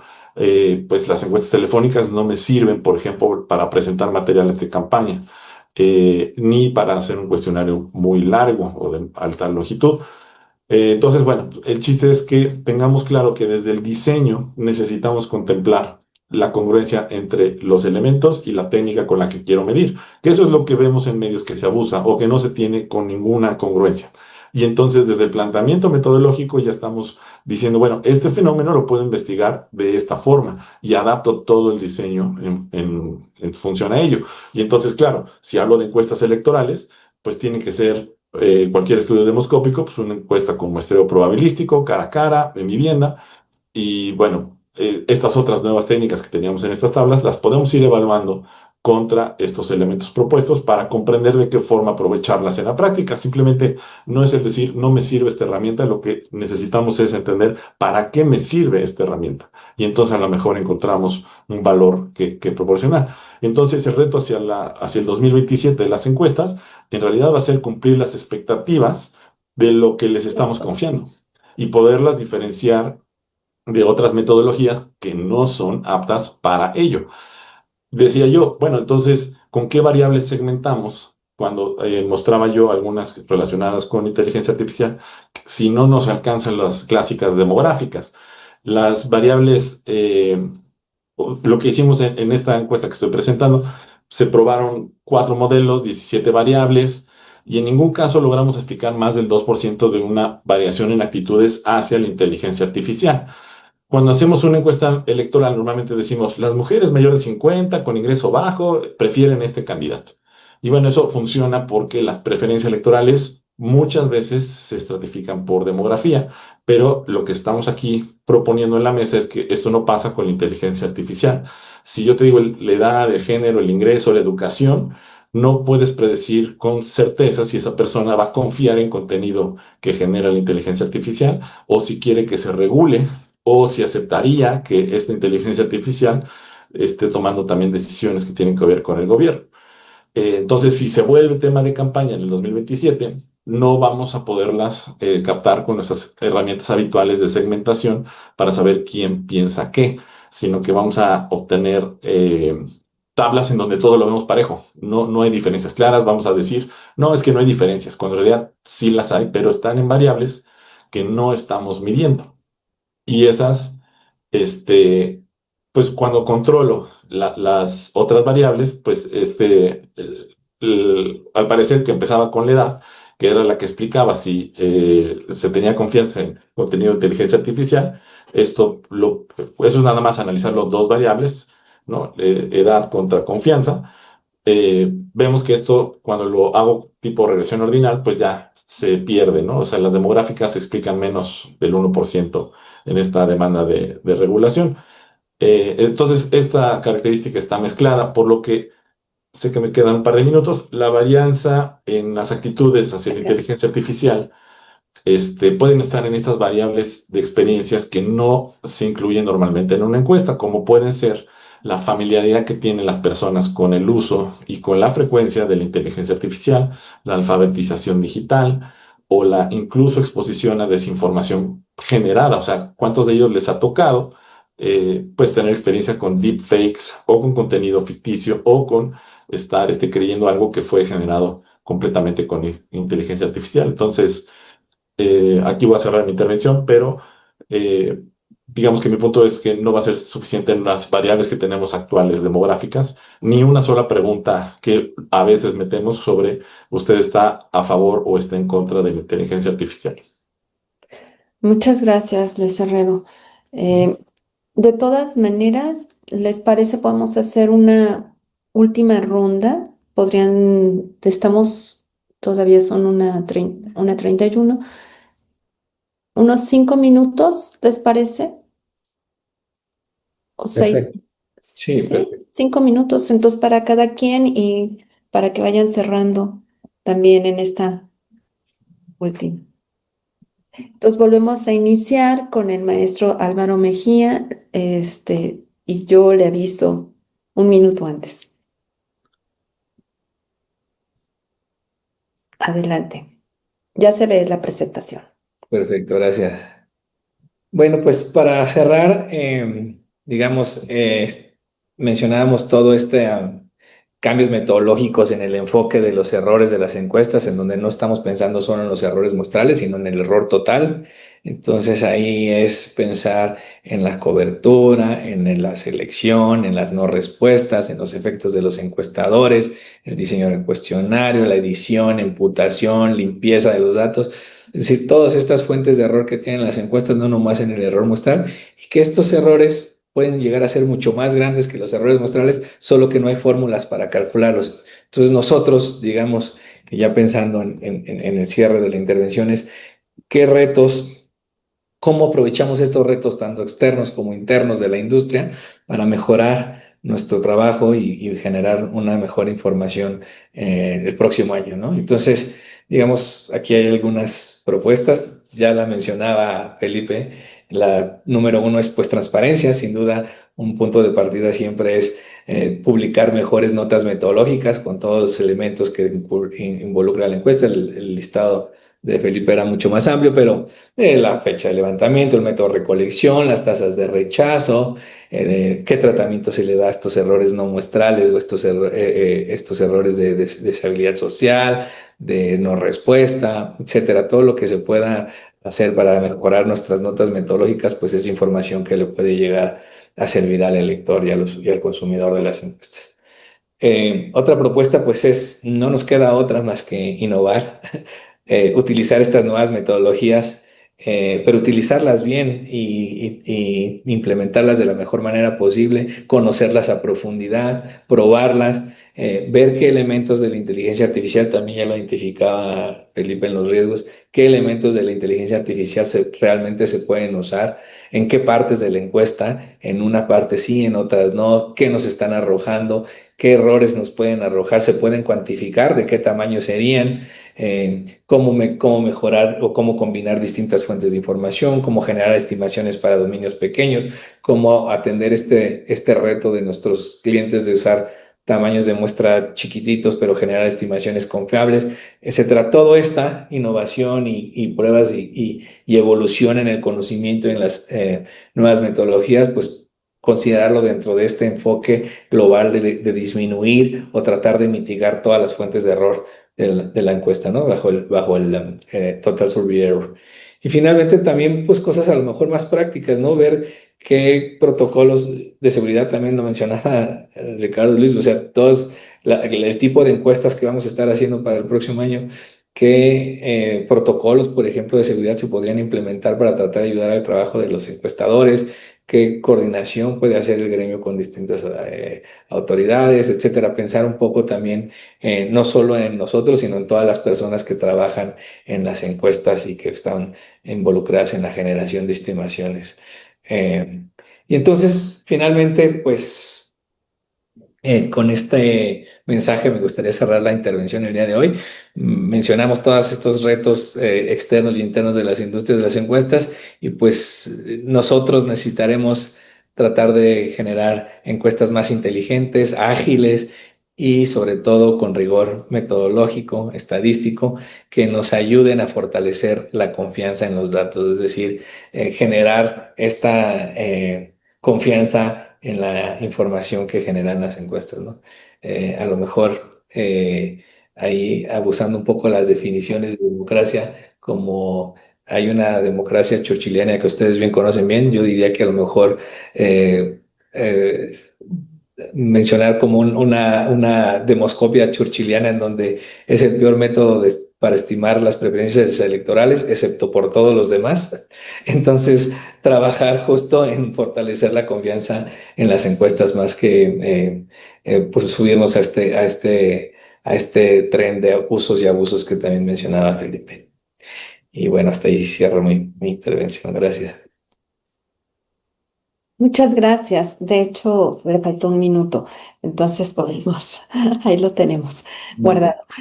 Muchas gracias. Y creo que sí, efectivamente, un punto que venía en una de las slides que tenía era la cuestión también de estos protocolos, ¿no? De seguridad que debe de haber entre el gremio.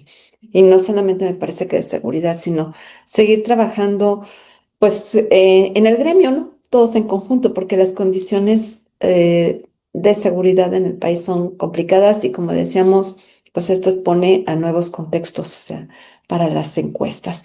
Bueno, le doy la palabra entonces a Felipe de la O, después seguiría Ricardo y al final estaría Luis. Entonces, adelante, Felipe de la O. Gracias. Sí, Yo, bueno, brevemente no lo tenía pensado, pero eh,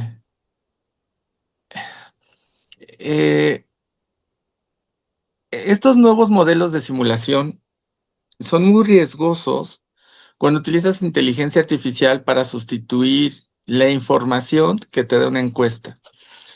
Todos mis compañeros en el panel han hablado de la importancia del diseño metodológico, de la precisión,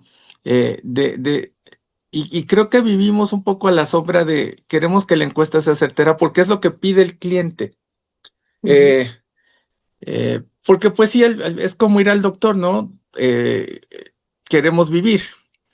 Pero el tema está en que para que esto funcione bien, se requiere la mejor característica de un buen encuestador, y eso es algo que creo que estamos obviando, es que tenemos que darle un análisis más detallado a quien realiza o consume la encuesta.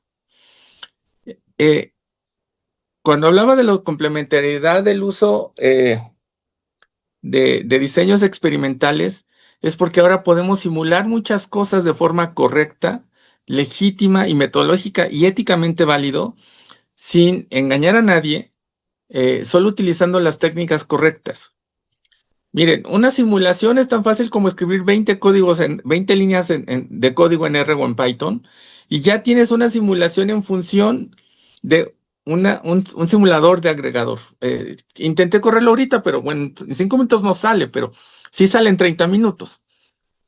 Y eso está terrible porque si yo en una computadora puedo sacar una simulación que me dé un resultado similar al promedio de encuestas del año pasado, y en función de que utilice las bases de datos públicas y genero con la suficiente información un modelo predictivo, estoy destrozando la credibilidad de la encuesta, no porque la encuesta esté mal, no porque el encuestador esté mal, sino porque el uso que estoy promoviendo de ese simulador es éticamente equivocado. Pero además porque estoy engañando a los candidatos, al medio de comunicación o al usuario final o al ciudadano que lo está usando. Entonces, yo quiero cerrar nada más diciendo 3 cosas. Vienen cambios tecnológicos muy importantes. La mayoría no lo sabemos. Y van a ser tan importantes que eventualmente el uso de modelos y de diseños experimentales combinados con inteligencia artificial van a permitir hacer simulaciones, y va a haber tentación de hacer simulaciones en función de bases de datos públicas. La forma correcta de conocer la opinión pública es preguntar mediante un modelo representativo.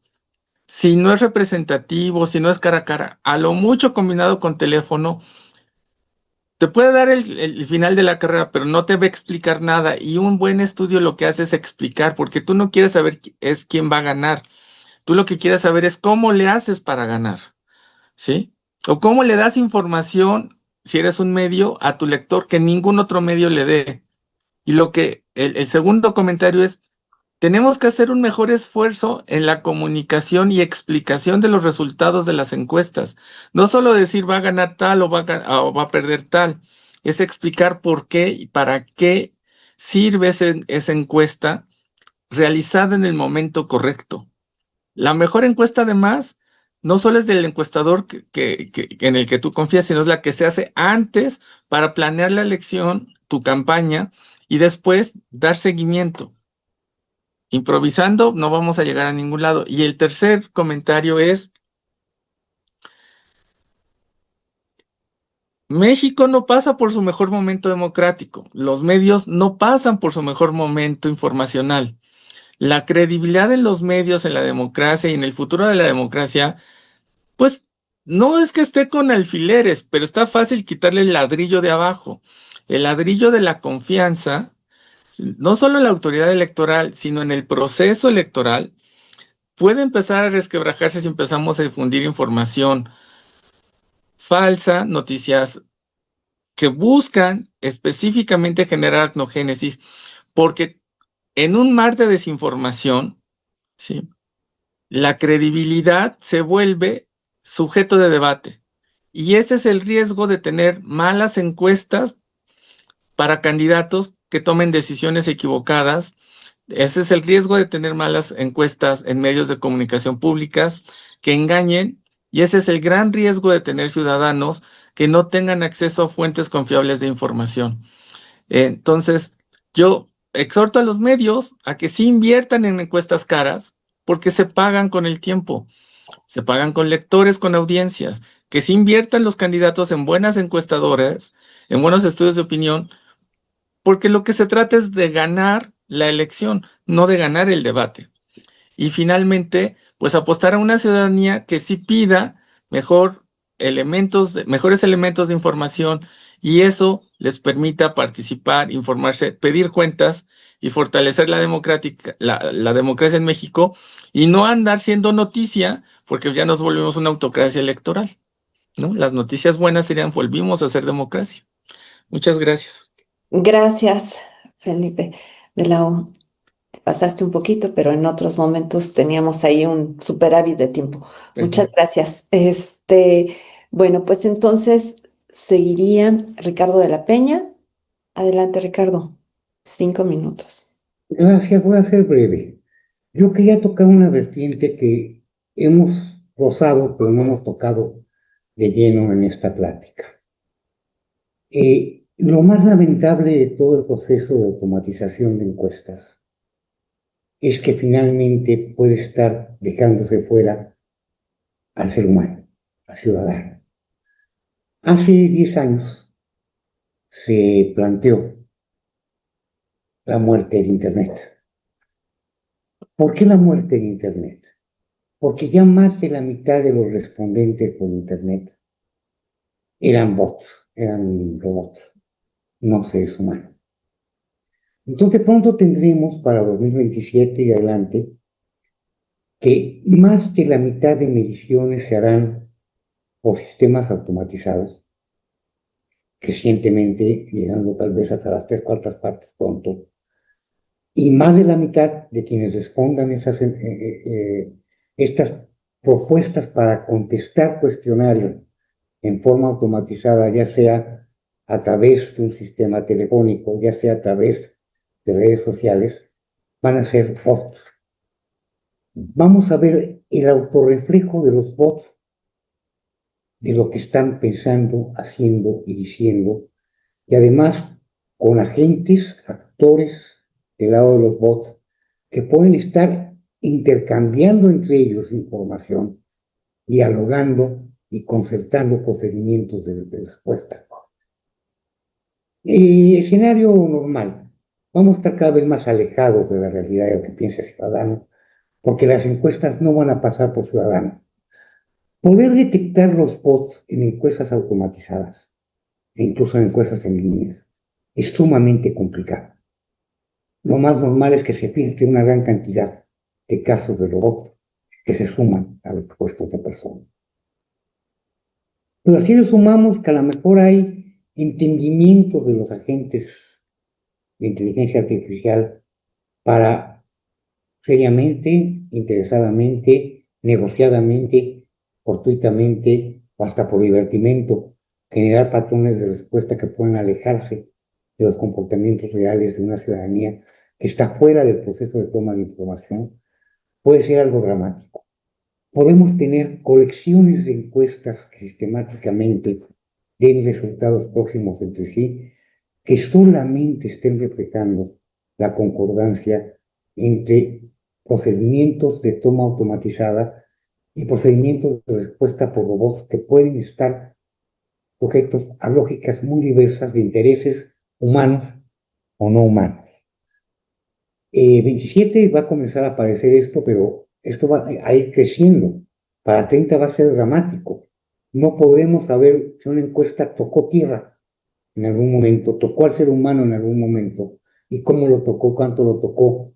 Si los métodos para detectar a los humanos dentro del conjunto de respondentes corresponden efectivamente al conjunto de respondentes, o nos estamos autoengañando, o estamos siendo engañados intencionadamente por el objetivo y fin que se nos puede ocurrir, porque hasta el divertimento puede ser uno de ellos, de manera tal que nos va a quedar cada vez más de incertidumbre de qué estamos teniendo con información, con encuesta, sumado a todo lo que ya nos dijo Felipe, sumado a todo lo que nos dijo Álvaro, sumado a todas las precauciones que Luis nos advierte. Creo que tenemos que tener conciencia de que estos riesgos están ahí presentes y comenzar a analizarlos y enfrentarlos desde los humanos, para evitar que un día, mañana, pronto, seamos colonizados por las máquinas y estemos respondiendo únicamente a ellas. Gracias. Muchas gracias, Ricardo. Pues bueno, también le pusiste ahí como otra variable, ¿no? El cascabel al gato, podemos decir. Pero efectivamente, ¿no? Yo podría decir que pareciera ser que entonces estamos como en un pantano, ¿no? O sea, o en algo, en arenas movedizas, ¿no? En esta situación. Bueno, le doy la palabra a Luis Herrero. Sí, gracias, Claudia. Bueno, pues para concluir un poco las ideas que he estado señalando, eh, quisiera cerrar haciendo esta reflexión. En esta encuesta que he estado compartiendo, encontramos que sí hay una relación en que la confianza en el contenido que genera la inteligencia artificial puede ser la puerta de entrada para aceptar a la inteligencia artificial en otros ámbitos. O sea, aquellas personas que confían en esa información que se genera por inteligencia artificial, pues también son propensos a que acepten que la inteligencia artificial pudiera tomar decisiones del tema de gobierno. Y bueno, pues viceversa, ¿no? Entonces, lo que podemos esperar es que si esta confianza que hoy se midió, de hecho, en noviembre de 2025 es cuando se hizo esta encuesta, si esto cambia, o sea, para arriba o para abajo entre ahorita y el 2027, pues esto puede tener una actitud, un efecto sobre la actitud política, que pueda ser más amplio. Entonces, es por eso que mi observación es que las encuestas deberían de monitorear también la confianza que va teniendo el ciudadano en el contenido que se produce con inteligencia artificial como una variable independiente, y no necesariamente como una opción en la batería genérica de medios que normalmente se le propone. Eh, entonces, este 85% que vimos en nuestra fotografía de noviembre 25 que están de acuerdo en que se debe de regular el uso de la inteligencia artificial, también es un número en donde el acuerdo es algo abstracto, es nada más como el decir la inteligencia artificial de manera como general y debería regularse también como de manera general. Cuando veamos que hay propuestas concretas en de qué forma se debe de regular, pues este porcentaje ya se podría empezar a fragmentar y a lo mejor empieza a también tener algún tinte o división política, porque en el momento en que empiece a concretarse, bueno, pues el deberse regular es una cosa, pero el cómo se debe de regular, es decir, para el uso laboral, para el uso de contenido generativo, para el uso de la vigilancia es decir, puede a lo mejor empezar a tener cada una un perfil de apoyo distinto. Y por eso, pues, propongo que se metan preguntas específicas sobre qué tipo de regulación se prefiere, no solamente si están de acuerdo o no en que deba ser regulada. Entonces, ¿qué pasa? Que en la pregunta que tenemos, ¿qué es lo que a usted más le preocupa del uso de la inteligencia artificial? Esto es una sola opción, es la top, es la principal. Y lo que vemos es que tenemos una distribución de preocupaciones muy plana. En otros países, el desplazamiento laboral es la principal preocupación sobre inteligencia artificial, pero en México esto es algo que pues está muy plano, entre noticias falsas, entre los crímenes, entre el perder el control, el empleo, la conexión humana, la pérdida de privacidad, todas estas están entre el 11 y el 17%, 12 y 17, pues no hay una narrativa dominante. Eh, y claro, porque esta es la principal preocupación de cada persona, nada más podían elegir una. Y esto significa que pues también la ciudadanía todavía no ha enfocado sus preocupaciones en una sola cuestión. Esto implica que hacia el 2027 también la opinión pública no tiene formada aún una postura definida en México en este sentido sobre los riesgos de inteligencia artificial. Pero si pasa algo, o sea, algún evento concreto que veamos en campañas, un deepfake, un despido masivo en empleos, un escándalo de privacidad, algo que pudiera mover la aguja, pues esto ya podría empezar a materializar las preocupaciones en algo que sea políticamente después movilizable. Entonces, bueno, pues como conclusión, yo aporto que no va a ser un tema secundario. La inteligencia artificial va a estar presente en las campañas y en las encuestas. Deberíamos de estar tomando decisiones desde ahorita en cómo vamos a medirlo, tener un punto a nuestro favor, y pues los instrumentos que actualmente lo miden en una sola dimensión lo están simplificando en una realidad que es mucho más compleja. Y bueno, pues los modelos que solo confían en esta demografía seguramente subestimarán las diferencias que pudiera haber en las actitudes de los diferentes grupos. Y es básicamente mi comentario. Muchas gracias, doctor Herrero. Le agradezco. Pues bueno, estamos todavía con unos minutitos para cerrar para las 2 de la tarde. No sé si quieran un minuto más, medio minuto para cerrar algo que haya quedado en el tintero. No, creo que no. Pues yo nada más les daría las gracias al maestro Álvaro Mejía, al maestro Felipe de la O, al maestro Ricardo de la Peña, al doctor Luis Herrero y a quienes nos escucharon y nos siguieron en las redes sociales. Pues muchísimas gracias. No tuvimos preguntas en las redes ahora, que luego tenemos, pero en esta ocasión no. Pero muchísimas gracias y me parece, yo diría que también quisiera cerrar, ¿no? Con esta parte que pues los riesgos que hay, que se mencionaron, ¿no? O sea, para tanto las casas encuestadoras, a quienes, digamos, se dedican académica y profesionalmente en este medio.